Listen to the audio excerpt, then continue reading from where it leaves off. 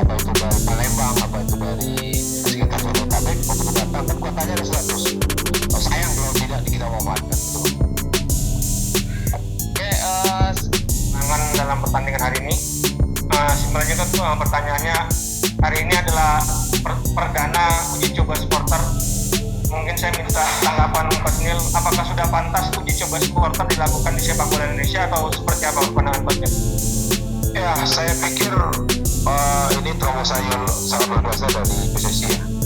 Karena di Liga Eropa seperti di Spanyol, di Italia, ya, di Jerman itu penontonnya sudah mulai ada.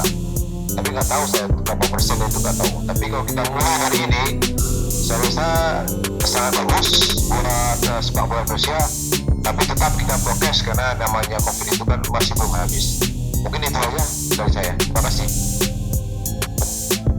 Oke teman-teman, saya kira cukup untuk sesi post-match press conference bersama Sriwijaya FC yang telah dihadiri oleh head coach Batul Maijar dan juga Kapten Nur Iskandar. Terima kasih teman-teman yang sudah hadir di post-match press conference virtual maupun tatap muka. Terima kasih juga untuk Batul Maijar dan Nur Iskandar. Sukses dan selamat malam. Wassalamualaikum warahmatullahi wabarakatuh.